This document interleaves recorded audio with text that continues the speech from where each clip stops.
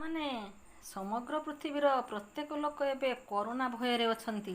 ତେଣୁ ବିଦ୍ୟାଳୟ ମଧ୍ୟ ବନ୍ଦ ରହିଛି। ତୁମମାନଙ୍କର ପାଠ ପଢ଼ାରେ ବହୁତ ଅସୁବିଧା ହେଉଥିବ ନିଶ୍ଚୟ। ତେଣୁ ଆମ ଶିକ୍ଷକ ଶିକ୍ଷୟିତ୍ରୀଗଣ ମୋବାଇଲ ମାଧ୍ୟମରେ ଶିକ୍ଷାଦାନ କରିବାକୁ ପ୍ରୟାସ କରୁଛନ୍ତି। ଆଜି ମୁଁ ବି କିଛି ଶିକ୍ଷଣ କାର୍ଯ୍ୟ କରି ତୁମମାନଙ୍କ ପାଖକୁ ପଠାଉଛି। ଆଶା କରେ ମନୋଯୋଗ ସହକାରେ ଶୁଣିବ ଓ ମନେ ରଖିବ।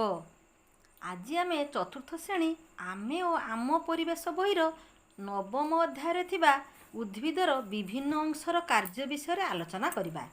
ଉଦ୍ଭିଦ ଶବ୍ଦର ଅର୍ଥ କ'ଣ ରେ? ଗଛ। ତୁମେମାନେ ତୁମ ଘର ଚାରିପଟେ କେତେ ପ୍ରକାରର ଗଛ ଦେଖୁଛ। ଦେଖ, ଏଇଟା ଗୋଟିଏ ଗଛର ଚିତ୍ର। ଆମ ଶରୀରରେ ଯେମିତି ବିଭିନ୍ନ ଅଙ୍ଗ ପ୍ରତ୍ୟଙ୍ଗ ରହିଛି, ଗଛର ବି ଅଙ୍ଗ ପ୍ରତ୍ୟଙ୍ଗ ବା ବିଭିନ୍ନ ଅଂଶ ରହିଛି। ସେଗୁଡ଼ିକ କ'ଣ କ'ଣ କହିଲ? ହଁ, ମୂଳ, କାଣ୍ଡ, ପତ୍ର, ଫୁଲ ଓ ଫଳ।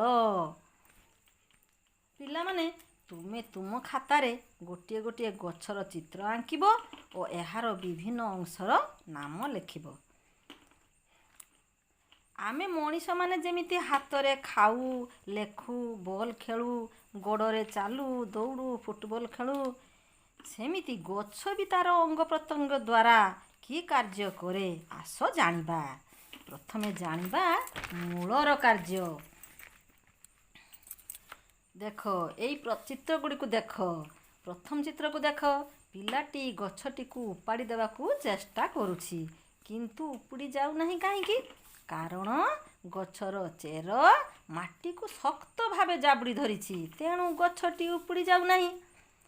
ଦ୍ୱିତୀୟ ଚିତ୍ରରେ କ'ଣ ଦେଖୁଛ? ଜୋରରେ ପବନ ହେଲେ ମଧ୍ୟ ଗଛ ଗୁଡ଼ିକ ଉପୁଡ଼ୁ ନାହିଁ। ପିଲାମାନେ, ତୁମେ ବଗିଚାରେ ବା ବାହାରେ ଥିବା କୌଣସି ଗୋଟିଏ ଛୋଟ ଗଛକୁ ଉପାଡ଼ି ଆଣ। ଉପାଡ଼ି ପାରୁଛ କି? ହଁ, କିନ୍ତୁ ବଡ଼ ଗଛକୁ ଉପାଡ଼ି ପାରୁନାହଁ। ଯେଉଁ ଛୋଟ ଗଛଟିକୁ ଉପାଡ଼ି ଆଣିଲ, ସେହି ଗଛର ମୂଳରେ କ'ଣ ଲାଗିଥିବାର ଦେଖିଲ? ମାଟି ଲାଗିଥିବାର ଦେଖିଲ, ନୁହେଁ? ତାହେଲେ ତୁମେ ଏଥିରୁ ଜାଣିଲ ଯେ ଗଛର ମୂଳ ଓ ତା'ର ଶାଖା ମୂଳ ମାଟି ଭିତରକୁ ଯାଇଥାନ୍ତି ଓ ମାଟିକୁ ଦୃଢ଼ ଭାବରେ ଜାବୁଡ଼ି ଧରିଥାନ୍ତି। ତେଣୁ ଗଛ ସହଜରେ ଉପୁଡ଼ି ଯାଏ ନାହିଁ। ସାଧାରଣ ଭାବରେ ପବନ ବହିଲେ ବା ବର୍ଷା ପାଣିରେ ଗଛ ସହଜରେ ଉପୁଡ଼ି ଯାଏ ନାହିଁ।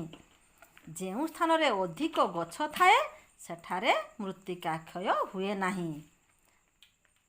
ଆଚ୍ଛା ପିଲାମାନେ, ତୁମେ ମୂଳର ଗୋଟିଏ କାର୍ଯ୍ୟ ଜାଣିଲ ସିନା, ଆଉ ଗୋଟିଏ କାର୍ଯ୍ୟ ମଧ୍ୟ ରହିଛି।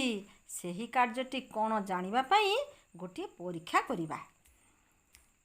ଗୋଟିଏ ଗ୍ଲାସରେ କିଛି ଅଳତା ମିଶା ପାଣି ନେବା।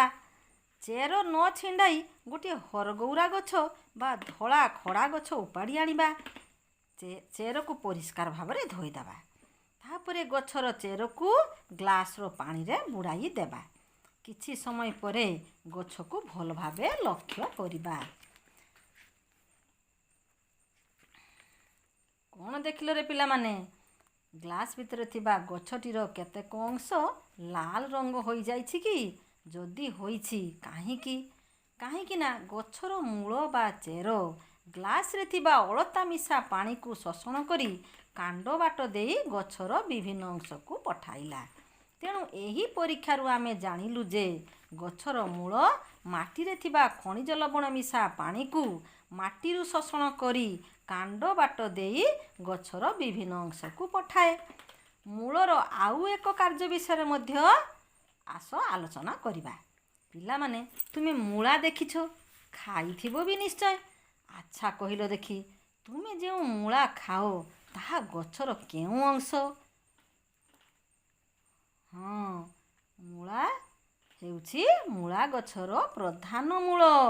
ମୂଳା ଗଛର ମୂଳରେ ଖାଦ୍ୟ ସଞ୍ଚିତ ହୋଇ ରହିଥିବାରୁ ତାହା ମୋଟା ଦେଖାଯାଏ।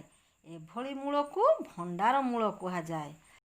ସେହିପରି ଆଉ କେଉଁ ଗଛର ମୂଳରେ ଖାଦ୍ୟ ସଞ୍ଚିତ ହୋଇ ରହିଥାଏ କହିଲ? କହିପାରିବନି? ଗାଜର ଓ ବିଟ୍ ଗଛର ମୂଳରେ ମଧ୍ୟ ଖାଦ୍ୟ ସଞ୍ଚିତ ହୋଇ ରହିଥାଏ। ପିଲାମାନେ, ତୁମେମାନେ ଆଜି ମୂଳର ଏହିସବୁ କାର୍ଯ୍ୟ ବିଷୟରେ ଜାଣିଲ। ପରେ ଗଛର ଅନ୍ୟାନ୍ୟ ଅଂଶର କାର୍ଯ୍ୟ ବିଷୟରେ ମଧ୍ୟ ଆଲୋଚନା କରିବା। ଆଜି ଏତିକିରେ ରହିଲି। ଧନ୍ୟବାଦ।